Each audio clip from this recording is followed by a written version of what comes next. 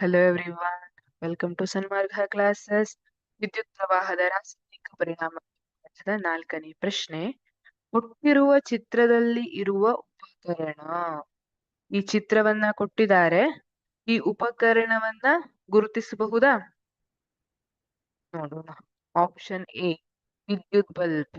ಇದನ್ನ ಮೇಲ್ಗಡೆ ಪಾರ್ಟ್ ನೋಡ್ಲಿಕ್ಕೆ ಬಲ್ಬ್ ತರ ಅನಿಸ್ತದೆ, ಆದ್ರೆ ಇದು ವಿದ್ಯುತ್ ಬಲ್ಬ್ ಅಲ್ಲ. ಯಾಕಂದ್ರೆ ನೀವು ವಿದ್ಯುತ್ ಬಲ್ಬ್ ಅನ್ನ ನೋಡಿದಿರಿ ಅಲ್ವಾ?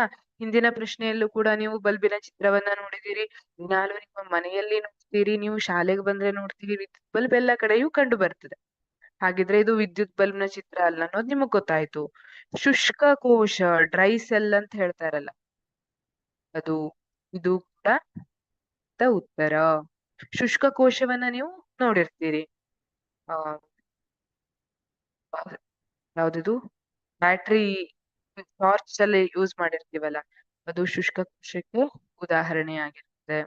ಅದೇ ತರ ವಾಚ್ ಅಲ್ಲೆಲ್ಲ ಯೂಸ್ ಮಾಡ್ತಾರಲ್ಲ, ಅದು ಶುಷ್ಕ ಕೋಶಕ್ಕೆ ಉದಾಹರಣೆಯಾಗಿರ್ತದೆ. ಆಪ್ಷನ್ ಸಿ ದ್ಯುತಿ ಉತ್ಸರ್ಜಕ ಡಯೋಡ್. ಎಸ್, ಆಪ್ಷನ್ ಸಿ ಸರಿಯಾದ ಉತ್ತರ.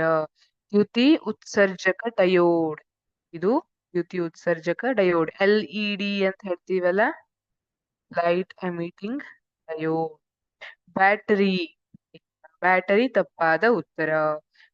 ಬ್ಯಾಟರಿ ಅಲ್ಲ. ಹಾಗಿದ್ರೆ ಸರಿಯಾದ ಉತ್ತರ ಅಂದ್ರೆ ದ್ಯುತಿ ಉತ್ಸರ್ಜಕ ಡಯೋಡ್. ಹಾಗಿದ್ರೆ ಈ LED ಯನ್ನ ಎಲ್ಲೆಲ್ಲಿ ದ್ಯುತಿ ಉತ್ಸರ್ಜಕ ಡಯೋಡ್ ಅಂದ್ರೆ ಬೇಗ ಗೊತ್ತಾಗೋದಿಲ್ಲ ಅಲ್ವಾ? LED ಅಂದ್ರೆ ಗೊತ್ತಾಗ್ಬಿಡ್ತದೆ. LED ಯನ್ನ ಎಲ್ಲೆಲ್ಲಿ ಉಪಯೋಗಿಸ್ತೀವಿ? ಅಲಂಕಾರಿಕ ಲೈಟ್ ಗಳಲ್ಲಿ ಇದನ್ನ ಉಪಯೋಗಿಸ್ತಾರೆ. ಅದೇ ತರ ಬಲ್ಬ್ ಗಳಲ್ಲಿ, ಬೇರೆ ಬೇರೆ ಟಾರ್ಚ್ ಗಳಲ್ಲಿ ಇದನ್ನ ಉಪಯೋಗಿಸ್ತಾರೆ. ಅದೇ ತರ ಟ್ರಾಫಿಕ್ ಸಿಗ್ನಲ್ ಗಳಲ್ಲಿ ಇರಬಹುದು, ಅಥವಾ ಸರ್ಜಿಕಲ್ ಲ್ಯಾಂಪ್ ಇರ್ತದಲ್ಲ, ನೀವು ಮೂವಿಯಲ್ಲೆಲ್ಲ ನೋಡ್ತೀರಿ, ಅಥವಾ ಸರ್ಜರಿ ಮಾಡುವಾಗ ಟಕ್ ಅಂತ ಒಂದು ಲೈಟ್ ಹಾಕ್ತಾರಲ್ಲ, ಅದರಲ್ಲಿ ಈ ತರ LED ಯನ್ನ, ವಿದ್ಯುತ್ಸರ್ಜಕವನ್ನ ಉಪಯೋಗಿಸ್ತಾರೆ. ಟಿವಿ ಸ್ಕ್ರೀನ್ ಗಳಲ್ಲಿ ಕೂಡ ಈಗ LED ಸ್ಕ್ರೀನ್ ಗಳು ಅಂತ ಸ್ಮಾರ್ಟ್ ಫೋನ್ ಗಳಲ್ಲಿ ಅಲ್ಲೆಲ್ಲ ವಿದ್ಯುತ್ಸರ್ಜಕ ಡಯೋಡ್ ನ ಉಪಯೋಗಿಸ್ತಾರೆ. Thank you.